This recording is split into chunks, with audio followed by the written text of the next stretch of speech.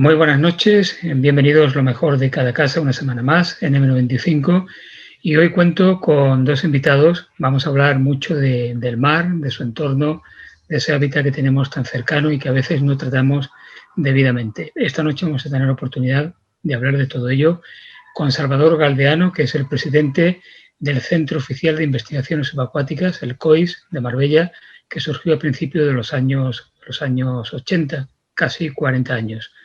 Y el segundo invitado es un biólogo marino, concretamente Carl Schick, que fue también profesor del Colegio Alemán, vicedirector de ese Colegio Alemán, por lo tanto con una amplia trayectoria docente y didáctica, y autor de una guía o de un atlas submarino de la Costa del Sol, que se editó originariamente en el año 1998 y que el pasado año 2020 se volvió a editar actualizado.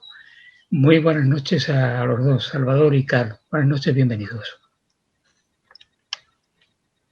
Hola, buenas noches, Paco. Gracias, Salvador.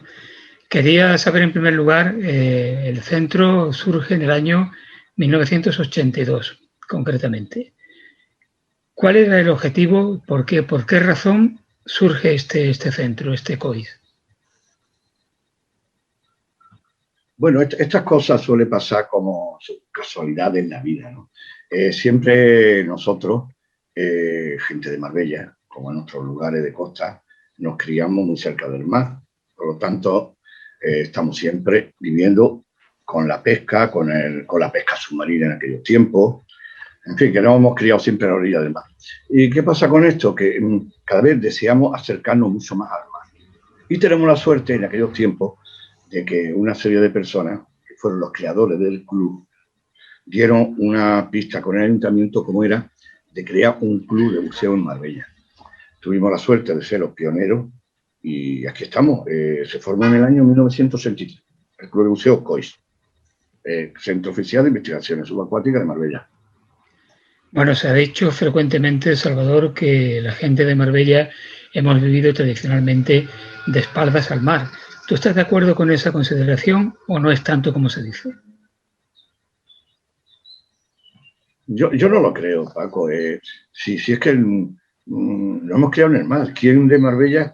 De Marbella hablamos de gente de Marbella, los que nos hemos criado aquí, que nuestros padres mayoritariamente han sido gente de la mar, han sido pescadores. Había gente del campo también, pero una minoría. Claro, ¿cuál era nuestra actividad más importante? La playa. Y la playa no solo consistía en ir a bañarte, ya era pues introducirte en el medio acuático. Que no había elementos, pues no había material para eso. Siempre conseguíamos algo, que es cosa muy curiosa, que las primeras gafas que conseguíamos nosotros, la gente de Marbella, las gafas de buceo, la máscara y el tubo, incluso las aletas, provenían de los turistas. Estos turistas que venían a los hoteles se compraban su material para bucear, de esto que tenía, se compraba aquí en Marbella, que era muy baratito en aquellos tiempos, y era la herencia que nos dejaban los turistas cuando se iban. Fueron nuestros primeros materiales para bucear, ¿no? Para el buceo a pulmón, como hacíamos en aquellos tiempos. Bueno, cuento también con Carl Schick, que es biólogo marino, como he dicho anteriormente. Carl, ¿qué hace un alemán como tú en un sitio como este? En un sitio como Marbella o como Coín, que creo que es donde vives ahora. Hola. Sí, hola. Muy buenas tardes. Yo estaba trabajando en el Colegio Alemán durante los años 90 y eso más o menos la iniciación de preocuparse de mis temas de educación y de parte de la biología del medio ambiente. Y para hacer una enseñanza relajada al medio y a la situación de los alumnos, no sirve de enseñar el zorro de Alemania, hay que enseñar las cosas que hay aquí enfrente de la puerta. Y por eso estaba enterándome en el tema del mar y aprendió de bucear aquí en Marbella a veces una cosa muy dura, porque mis compañeros me tiraron al agua hablando algo en un idioma que no conocía casi ninguna palabra, y me metió en el agua y el grifo de la botella cerrada y sin aire se piensa muy rápido, y por eso hacía falta de aprender el español tan rápido posible. Y para mis alumnos salió una colaboración ideal, porque hicimos excursiones al mar, habían días de proyecto para examinar pruebas de agua, para hacer colecciones de conchas de la playa y de saber detalles del ecosistema marino. Bueno, hace más de 20 años descubriste una babosa autóctona del mar de Marbella. ¿Es así? Sí, esa babosa fue resultado de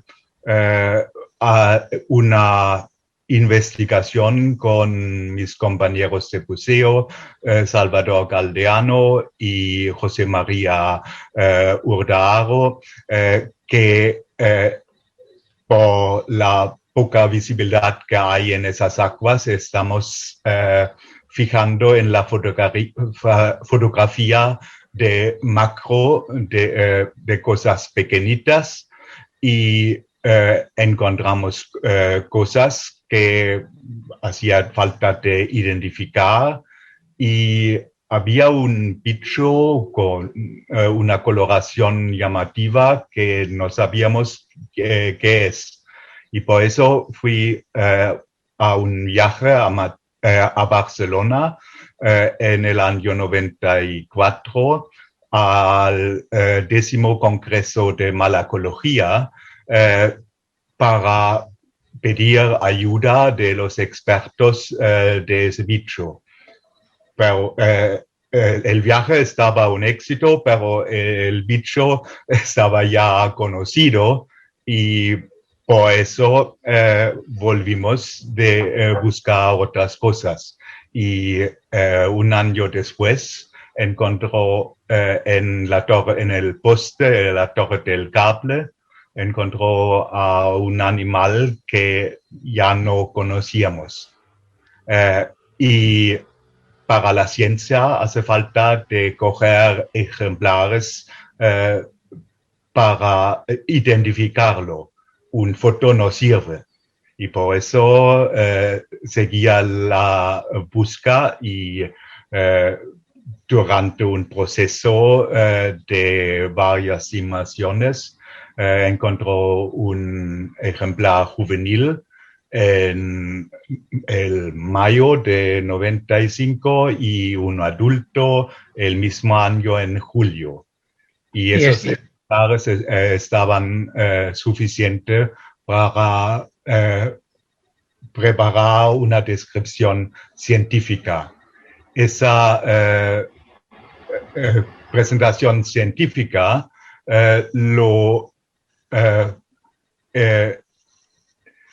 hemos puesto en el Congreso de Malacología en Almería el año 96 para una defensa con un panel. El panel aquí lo tenemos detrás mí, de presentar una especie nueva a la ciencia para defender contra los expertos. Es una manera científica de hacerlo. Y salió que ese es el ejemplar juvenil, ese está el ejemplar adulto. Y salió que estaba nuevo, y con ayuda de un amigo de la Universidad de Cádiz, que se llama Herrera, estuvimos preparando una científica más amplia en una revista estadounidense que se llama el Villiger. Y desde hace tenemos el panel que se nota aquí está en el club de COIS, pero los originales, eso pide la ciencia, son en un museo, en el Museo de Ciencias Naturales en Madrid. Carlos, se nota que eres profesor porque despliegas la didáctica magníficamente y lo entendemos estupendo. ¿Qué nombre científico se le puso a esta babosa o cuál es la denominación científica que tiene? Vale, los leyes de la ciencia lo dan todo derecho a el descriptor. Por eso se puede llamar el bicho de Ana María Belén, pero eso está una tontería y eso no se hace. Y al favor del sitio donde se lo ha encontrado y al sitio donde estaba trabajando se llamaba al Tampia Marbelensis. Eso es latín y significa la tampia que vive en Marbella. Supongo, Salvador, que para vosotros el caso de Carlos Silk ha sido el alumno más aventajado que habéis tenido, ¿no? Bueno, nosotros hemos hecho una simbiosis. Le hemos enseñado a bucear y él nos ha enseñado a nosotros, porque nosotros de biología estábamos totalmente pegados.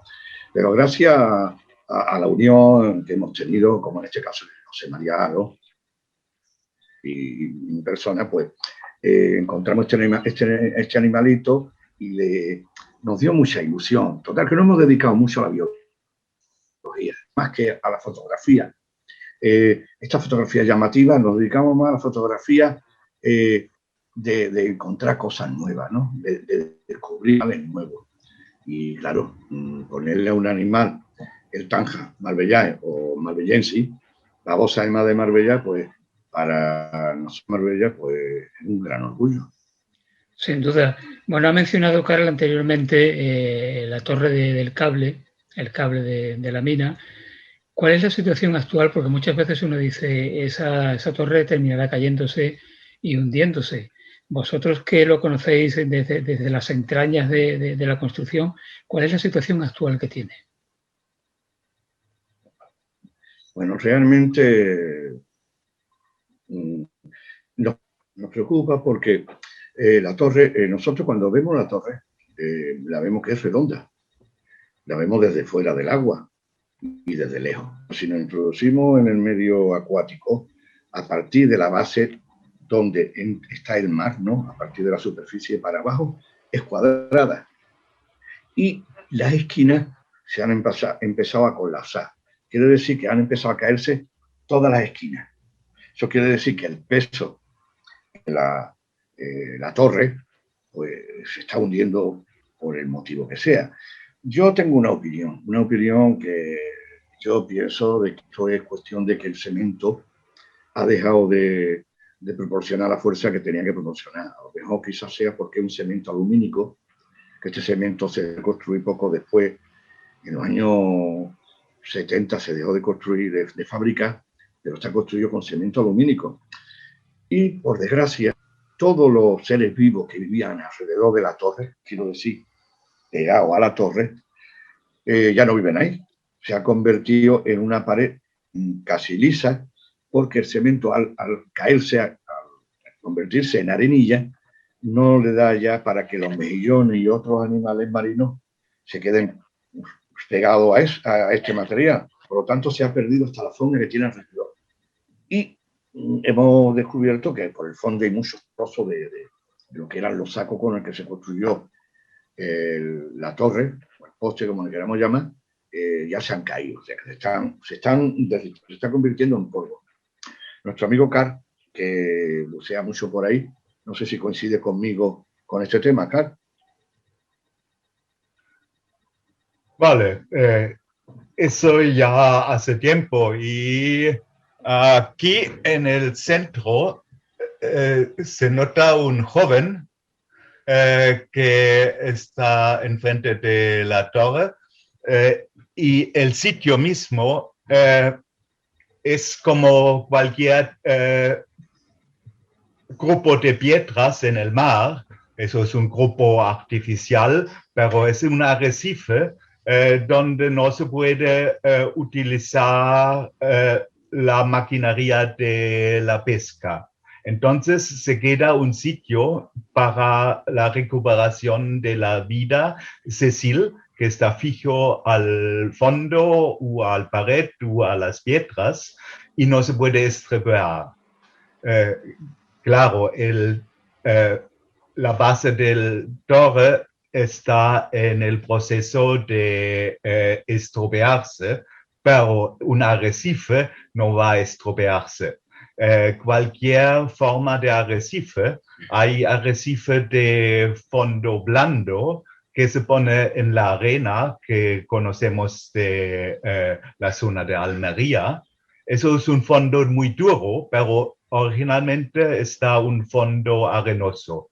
Y después se han puesto algas rojas que cogen su dióxido de carbono del cal, pero del cal que está en el agua, y lo descomponen en cal rígido y ese gas se comen y se nutren. Y el carbonato se pone como fondo duro. Y eso también se pone en las piedras del postre, pero va a cambiar la forma que tiene, pero el hábitat, el medio para la vida aquí se queda.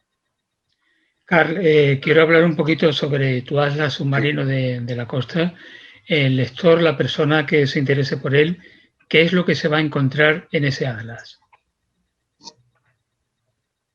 Vale, ese atlas es un trabajo no tan científico, es un trabajo para los amantes de la naturaleza, para los buceadores, para alumnos, para jóvenes en el colegio, pero también para científicos que quieren saber detalles de la zona.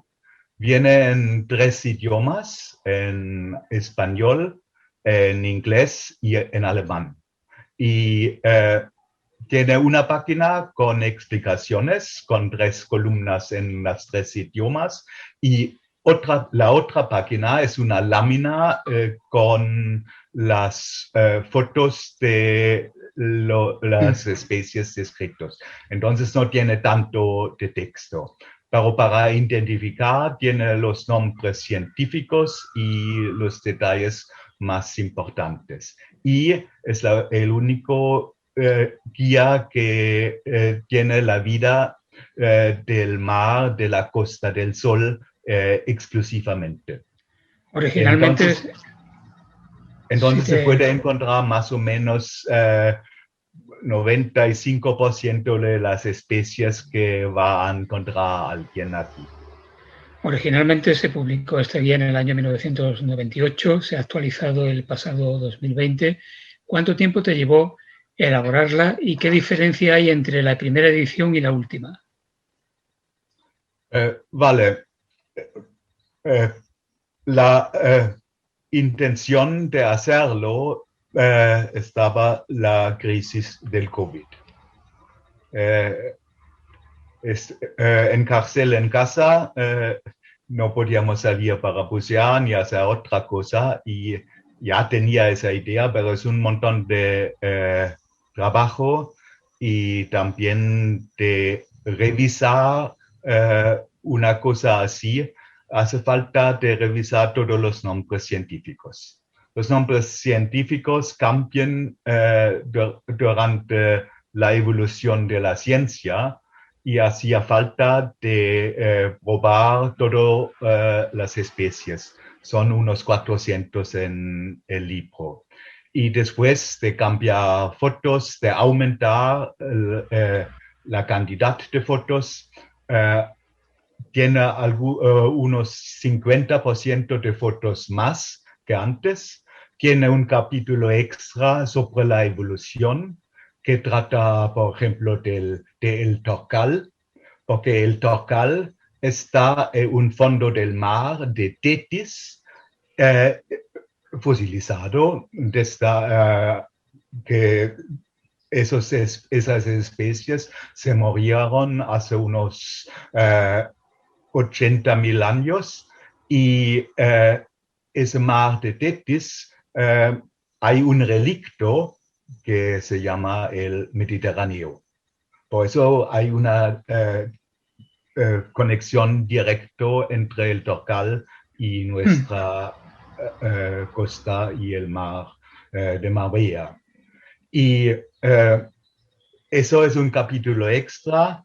Hay suplementos. Suplementos son páginas en color de España y de especies del mundo, para dar también una vista a las cosas que existen fuera de nuestra zona, con especies diferentes, pero a veces son más o menos igual. Puede ser que esas especies, por ejemplo, un ejemplo aquí,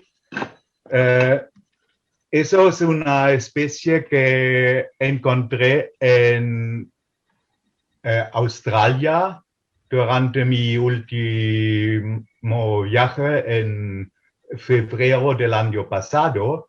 Y eso se llama una oreja de mar.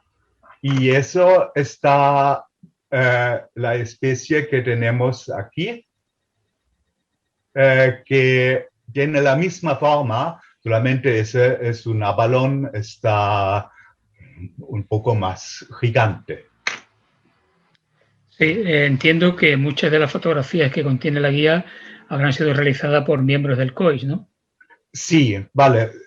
No se puede bucear solo, se hace falta compañeros, y para hacer estudios continuos hacía falta ayuda de mis compañeros. Y Salvador ha participado de un parte de las fotos, José María ha participado, otros con algunas fotos. Es por los derechos de un libro, es un poco complicado de usar fotos de gente que no hay un contacto directo, entonces se usa más o menos las propias fotos, y son mis fotos de unos 90%. Salvador, actualmente el COIS, ¿cuántos miembros tiene? Yo soy el socio número 70. En este momento estamos por encima. Sí, Salvador. Estamos por encima de los 140 socios. Estamos por encima de los 140 socios. Tenemos que tener en cuenta también que, por desgracia, este tema del virus pues nos está trayendo locos, porque la economía sufre. Claro, hay menos trabajo, la economía sufre. Y hemos tenido un poco de baja, de personas que se van de baja como socios, pero aunque siguen actuando con nosotros, o sea, claro, económicamente si no puede, pues no se puede. Pero con 140 socios, y claro, tenemos muchos gastos porque tenemos 2 embarcaciones, tenemos que pagar también los atraques, un atraque que tenemos. El ayuntamiento nos ayuda muchísimo, tenemos que darle las gracias siempre al ayuntamiento porque nos ceden las entradas para entrar al puerto deportivo con nuestro vehículo. Sin ello no podríamos realizar nuestra actividad porque llevamos mucho material, entre equipos de buceo, trajes, botella y demás, pues necesitamos meter bastantes cosas. Y luego también tenemos un atraque que se dio por el ayuntamiento. Gracias a la ayuda, pues podemos realizar nuestra actividad con mayor soltura, claro, más facilidad. ¿Cuál es, Salvador, vuestra actividad fundamental a lo largo del año? Bueno, nosotros tenemos varios eventos. Independientemente a lo que es el buceo, que es nuestra actividad fundamental, el buceo autónomo, pues tenemos también que hacemos nuestros concursos de fotografía submarina. Tenemos la limpieza del puerto anualmente, el puerto deportivo de Marbella tenemos una limpieza anual. Tenemos también lo que es el evento de la Virgen del Carmen, que es sacar a la Virgen del Carmen, que tenemos una Virgen sumergida, como todos sabéis, en la Torre de Mineral, que se tira todo el año allí. Y en el mes de julio, pues, la sacamos del agua, se limpia y se procesiona junto con la Virgen del Carmen, que se le da la misa aquí en el puerto pesquero. Y luego también algo muy importante, que son los cursos de buceo. Tenemos que enseñar a la gente a bucear. Todo el que quiere entrar en esta actividad, pues tiene que entrar por un curso para coger las prácticas y a nivel suficiente para no tener ningún accidente bajo el agua. Claro, porque además supongo que para poder bucear hay que mantenerse físicamente en muy buen estado y que debe haber alguna edad ideal para iniciarse, ¿no? Sí, la edad a partir de los 14 años se puede iniciar en la actividad del buceo, claro, a un nivel no muy alto, no se va a meter a grandes profundidades, ¿no? Y por los demás mayorcitos no hay ningún problema, siempre que tenga un poquito de cualidades físicas, se puede realizar también esta actividad sin ningún tipo de riesgo. Pero lo fundamental siempre es tener escuela para evitar los peligros, que sumergirse no es algo muy fácil, ¿no? Hay que tener un poquito de conciencia. Creo, Salvador, que el Cuerpo de Bomberos de Marbella tiene una unidad subacuática también o de submarinismo. ¿Cuál es la relación que tenéis vosotros con ellos? Pues la relación es estupenda. Es más, Menardo, el jefe de los bomberos y casi todos los bomberos que participan en este cuerpo de buceadores, pues son socios del club de buceo nuestro, son socios del club de buceadores. Por lo tanto, siempre estamos muy relacionados en todos los aspectos. Carl, en los últimos años se ha hablado mucho y además ha resultado incluso un problema para nuestra zona la abundancia, la afluencia masiva en los últimos veranos de medusas e incluso de algas invasoras. ¿Esto entra dentro de la normalidad? ¿Se está produciendo porque hay un cambio climático? ¿Qué opinión tienes tú sobre ello?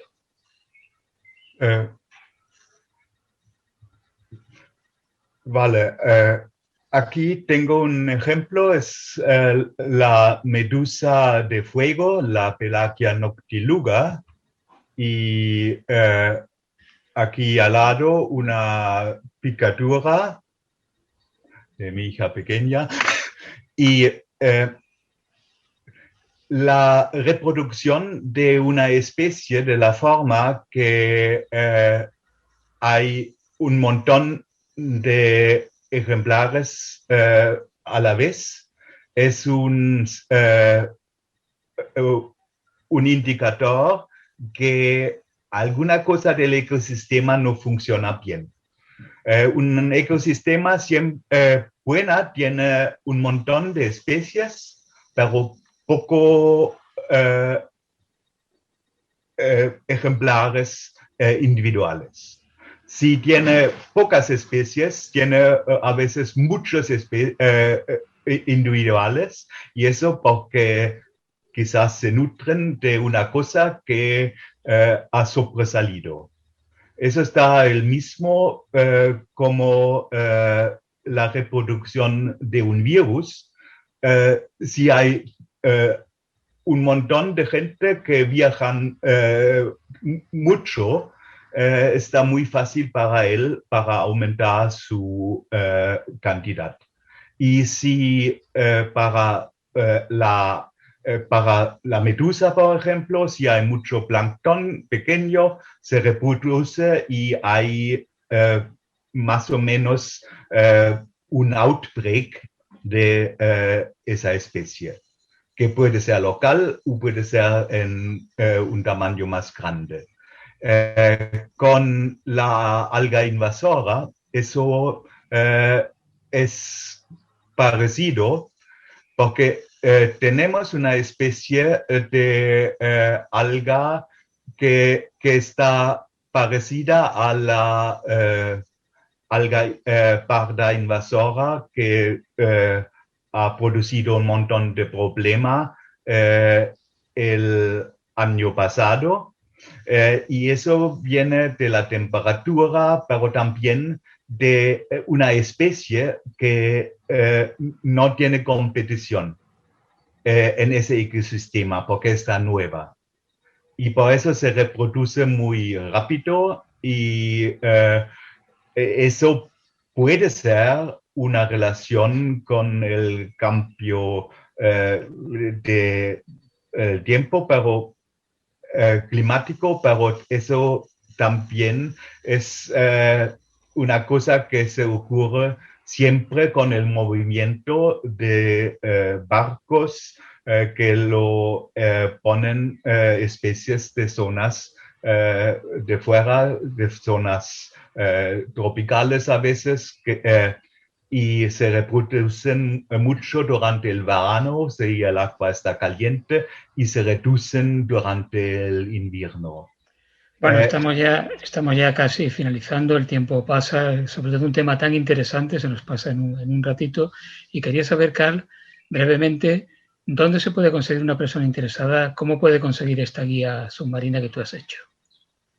Vale, ese guía que se llama el Atlas Submarino de la Costa del Sol 2020 se puede conseguir en el Club de Buceo COIS o por internet en Jacara Editores, o también se vende en el FNAC en Marbella y en librerías. Salvador, finalmente, dinos cuál es la próxima actividad que tenéis. Entiendo que supeditado siempre a que la pandemia evolucione positivamente, claro.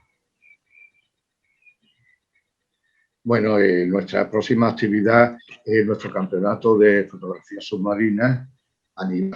Organizamos todos los años, pero todo depende de cómo vayamos con la pandemia. Si conseguimos que la pandemia y podamos...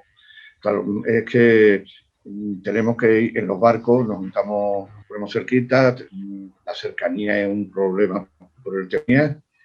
Y esto todo depende de cómo vaya la pandemia. Ojalá de aquí a mayo, que organizamos el campeonato, pues desaparezca y podemos organizarlo como todos los años. Ya que es una de las actividades premium del club. Salvador, gracias por haber estado hoy. Más adelante volveremos a hablar porque nos ha salido a poco. También a Carl Sick, nuestro desde ahora biólogo de cabecera, podemos decir, biólogo marino, y que nos ha presentado tantos años después a esa medusa de Marbella, que prácticamente ya es como un animal de compañía, vamos, de aquí a nada el animal de compañía de Marbella.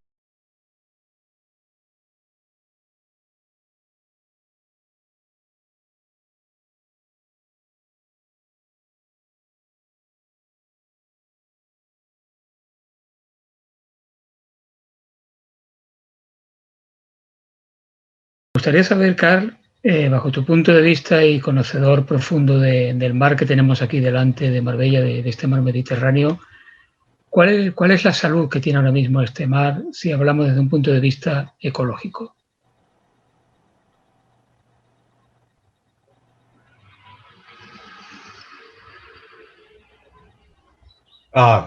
Perdón.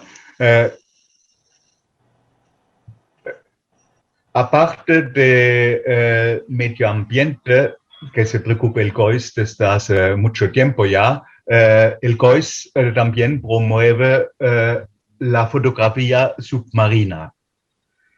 Hizo mis primeros intentos con un foto sumergible con una cámara de José López, y por la primera inmersión lo hundió la cámara y tenía que recuperar todo. El agua del mar, el agua salada, está un enemigo fatal para cualquier forma de electrónica. Y por eso las cámaras sumergibles están muy débiles, porque si entra un poco de luz en una cámara, se pierde una foto. Si entra un poco de agua salada en una cámara de los buceadores, se puede tirar. Sí, pero lo que quería saber, Carl, es la situación desde el punto de vista medioambiental que tiene nuestro mar. ¿Hay una contaminación excesiva? ¿Ha empeorado? ¿Ha mejorado? ¿Cómo lo ves? Vale. Se ha reducido la cantidad de vida durante los 30 y tantos años que estoy haciendo inmersiones aquí. Eso no se puede discutir. Pero se queda un montón de vida y de especies que no se puede encontrar en otra parte del Mediterráneo. Eso viene por la influencia del Atlántico por el estrecho. El agua que entra por aquí está más salada, está menos salada que el del Mediterráneo y está más fría. Por eso se puede encontrar aquí especies en un fondo de 30 metros que en el resto del Mediterráneo son en un fondo de 40 metros. Y a 40 metros los buceadores deportivos no llegan. La situación del medio ambiente también ha mejorado. Por mis primeras inmersiones desde la playa, cogí alquitrán en las aletas y eso se quedaba durante 5 años. Y ese problema del alquitrán se ha eliminado. Eso no existe más. Había un montón de problemas en los años 90, pero eso ahora no hay más. Esto es muy interesante, Salvador. Yo recuerdo cuando era niño que en las playas de Marbella frecuentemente uno iba un domingo a bañarse y venía con los pies y con las piernas totalmente imposibles con el alquitrán. Y es verdad que eso ha mejorado bastante, ¿no?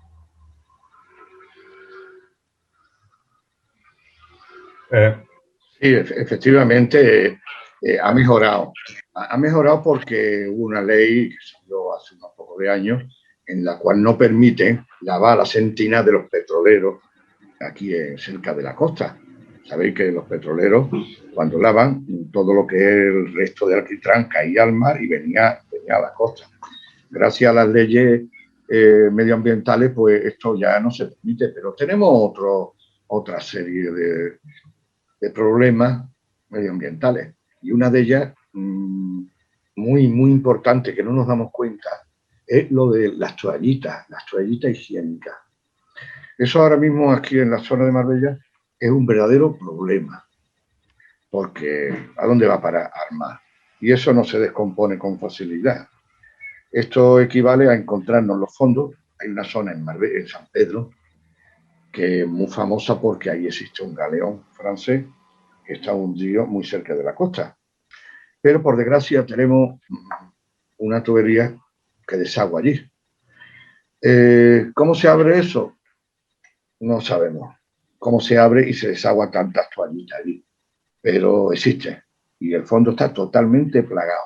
Desde aquí quiero denunciar a ver si las autoridades ecológicas hacen algo respecto a esto, ¿no? Y por otro lado, un grave problema son las bolsas de plástico. Las bolsas de plástico nos tienen de cabeza. Una bolsa de plástico no es una cosa que desaparezca en el mar.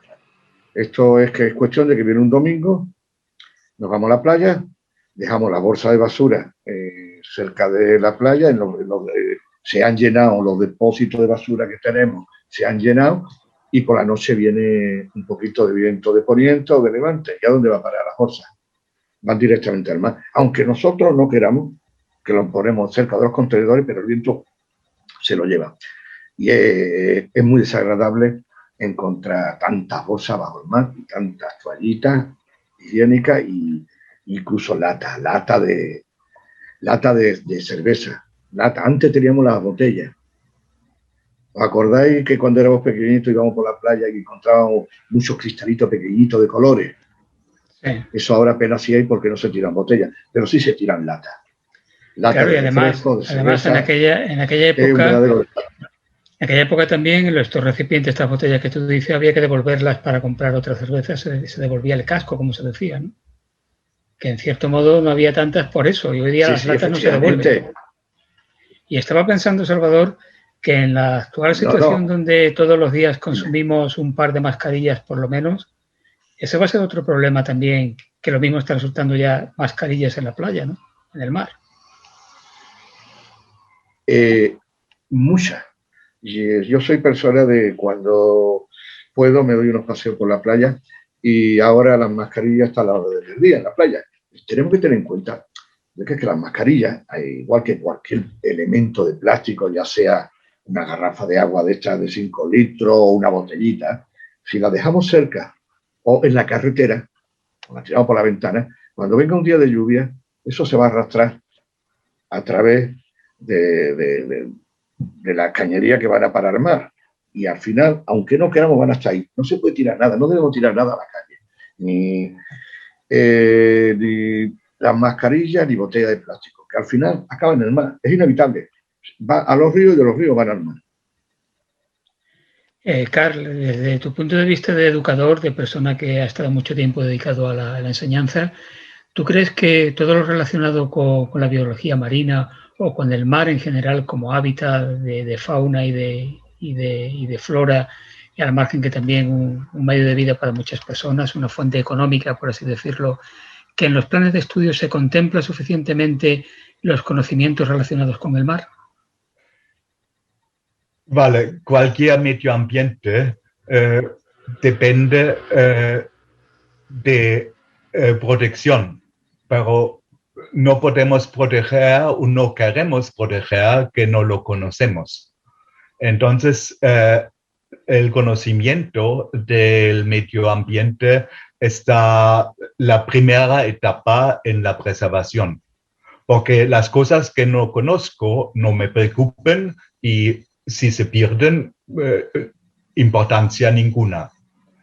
Por eso la enseñanza es una cosa fundamental de dar conocimiento a la gente y después es su parte de hacer las decisiones que hace falta para la preservación de ese medio. Porque no se puede decir hay que preservar, pero yo soy el único que tiene derecho de entrar y ver las cosas. Pero si la cantidad de buceadores está aumentando, también es un poco de riesgo para ese medio, porque se toca. Todos quieren verlo, pero si nadie se va, nadie se preocupa y eso está la situación más fatal que puede ser.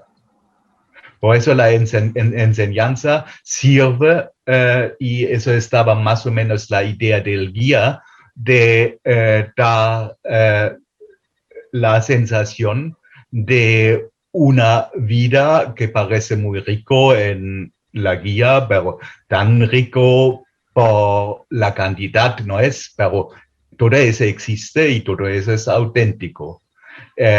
Y los jóvenes lo aprenden muy rápido. ¿Cuál sería, Carl, bajo tu punto de vista, la seña de identidad, aquello que hace diferente a esta zona de otros lugares del planeta? ¿Qué sería lo característico del mar de la Costa del Sol? Vale, como he dicho antes, la influencia del estrecho. El Mediterráneo tiene una evaporación grande y tiene muy pocos ríos que le nutren del agua. Por eso, si el estrecho está cerrado, que se ocurrió hace unos 40.000 años, el Mediterráneo va para agua y se pone a un nivel unos 40, 50 metros más bajo. Conocemos a cuevas de los neandertales en Francia que tienen la entrada debajo de la cota cero por 40 metros. Y eso fue en una época cuando el nivel del mar estaba mucho más bajo. Y en el mismo tiempo había una invasión de humanos de África. En Gibraltar se ha encontrado un neandertal que estaba el primer neandertal en Europa, pero los ingleses han fallado en hacer una descripción y la primera descripción fue en Alemania y por eso se llama Neandertal, no se llama Gibraltar. Eso es una característica de esa zona. Y después entra el agua del Atlántico con especies del Atlántico. Y eso hace una mezcla. La babosa de mar de Marbella, por ejemplo, tiene referencia en Portugal, en el Algarve y hasta las costas de Granada y Almería. Y eso dice que y otras especies están en Ceuta o en Madeira. Por eso parece que había una invasión desde el Atlántico.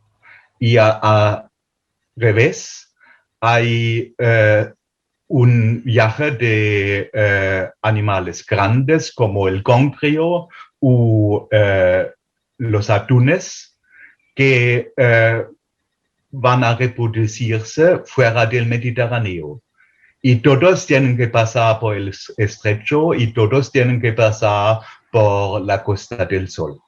Por eso esos animales que pueden cambiar libremente y pueden nadar libremente, hay una influencia muy grande aquí a la Costa del Sol. Hay difundida una leyenda, no sé si con algún viso de realidad, que habla de especies desconocidas en el estrecho, incluso fabulando un poquito con ciertos monstruos, con ciertos animales peligrosos. ¿Hay de verdad algo en eso o es simplemente un mito, una leyenda? Vale, seguro que antes habían un montón de ballenas aquí. Y las ballenas que han capturado en Madeira está el cachilote, me parece que se llama, y él está conocido que ha atacado a barcos, probablemente por la pesca a ballenas o por el error que el barco parece a un calamar grande que está su presa normalmente. Eso puede ser, y también el mar está un ambiente muy nebuloso que la gente tiene mucho miedo. Pero hay algunos argumentos científicos que dicen que puede ser. Muy, muy interesante, sin duda. Salvador, ¿vosotros mantenéis relación, por ejemplo, con otros organismos como puede ser el Aula del Mar de Málaga? Sí, cuando el Aula del Mar necesita, por ejemplo, si encontramos en cualquier animal, como sea un delfín o una tortuga que está en mal estado, pues son ellos, Aula del Mar, los que la recogen y se la llevan para hacerle la cura oportuna y la cuidan hasta que llega el momento de dejarla de otra vez de ir al mar. Efectivamente, siempre estamos entre todos los organismos ecológicos con mira al mar, siempre estamos unidos. No sé si habéis difundido todo lo referente al mar o lo pensáis hacer en algún momento en los colegios y en los institutos para fomentar entre el público infantil y juvenil? Sí, efectivamente, gracias al ayuntamiento, es que ahora tenemos una mala época, ya contamos con el virus, que es que nos está haciendo mucho estrago.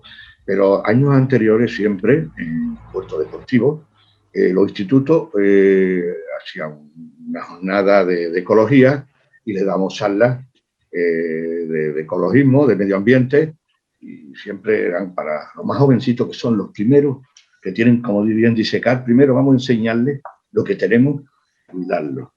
Y entre todos enseñaremos a nuestros padres a no tirar nada a la basura que no se deba de tirar. Con los plásticos, las latas y las botellas con las botellas. Son los pequeñitos, los niños, los que enseñan a los padres a hacer ecologismo y medio ambiente. Creo que fue hace un par de años, a mí me llamó mucho la atención cuando subisteis la imagen de la Virgen del Carmen, que los años anteriores había aparecido pues totalmente sucia, con algas, en fin, que había que hacerle una limpieza a fondo, pero hace un par de años la sacasteis y estaba totalmente limpia, o casi limpia. A mí me llamó eso la atención mucho. Porque no es un misterio.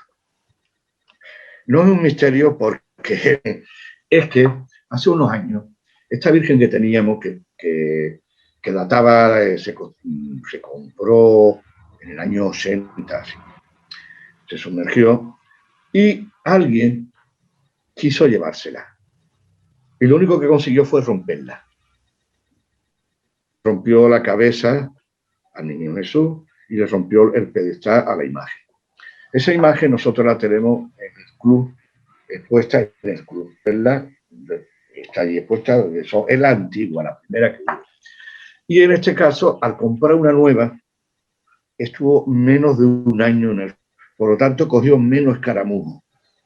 Pero no era ni un milagro, ni nada raro, simplemente que la habíamos sumergido unos meses antes. Bueno, llama la atención realmente. No le dio tiempo a coger tanto.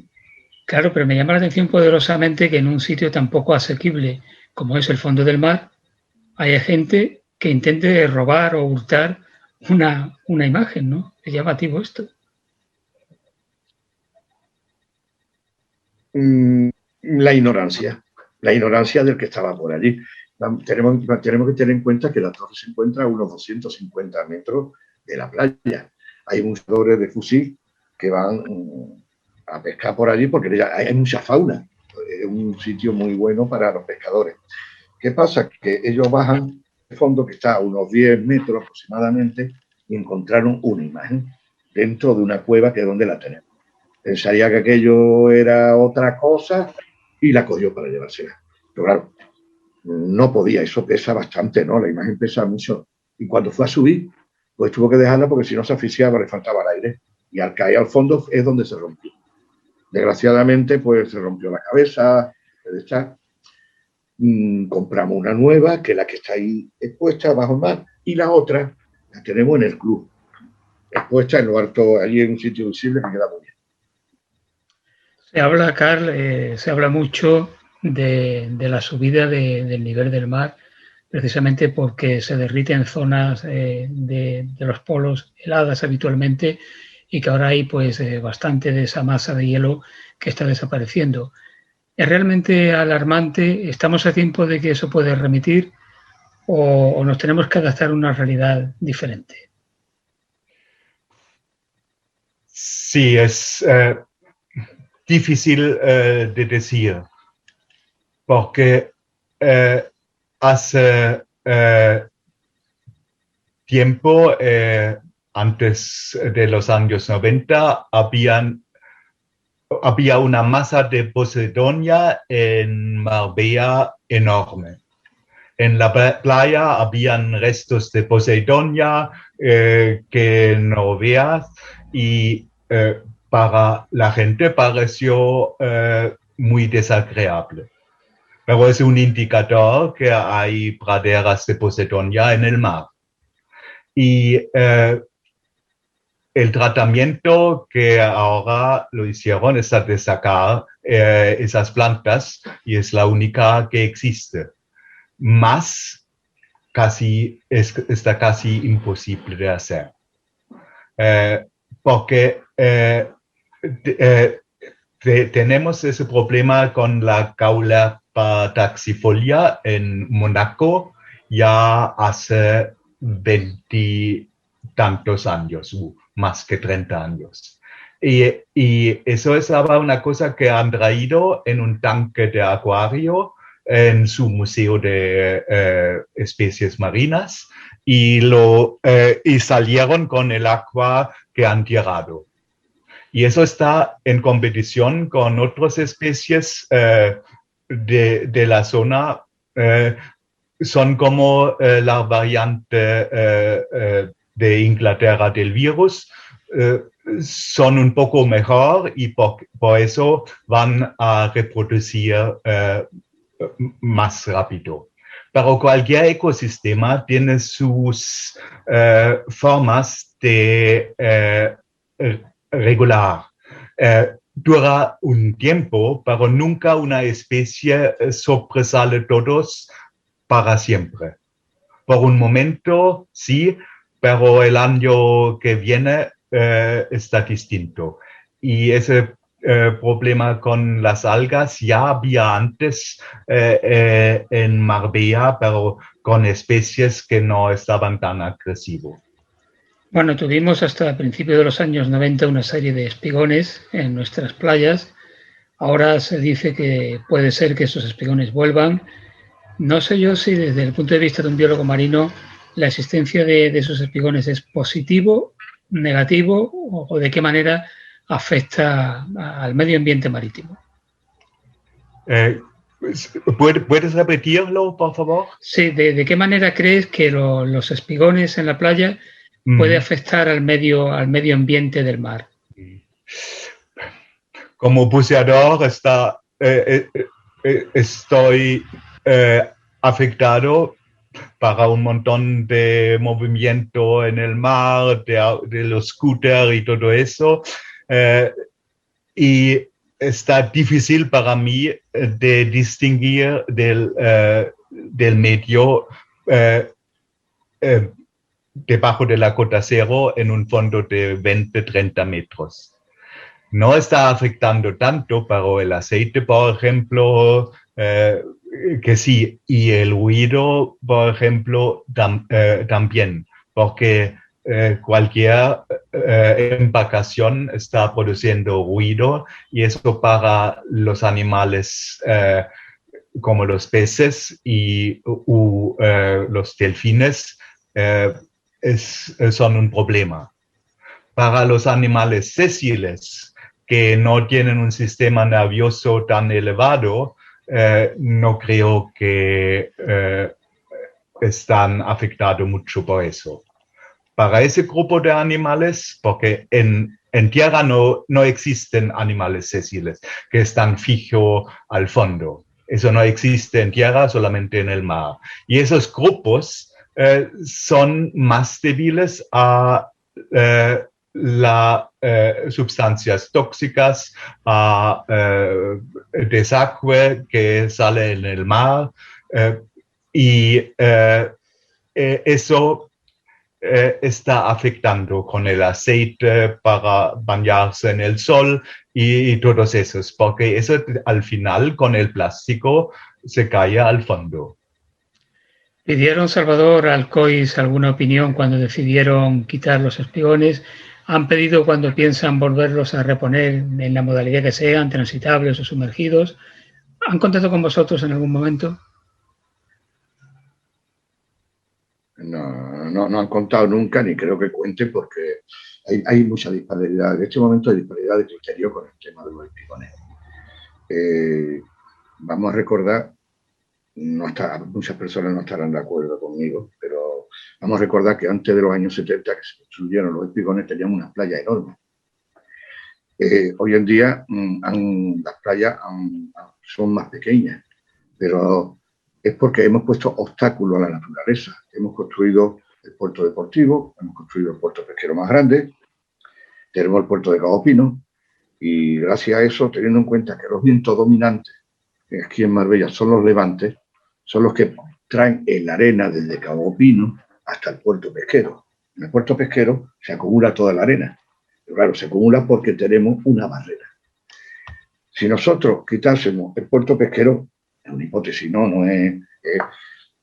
veríamos cómo la arena, con los vientos de poniente, volvían otra vez hasta Cabo Pino.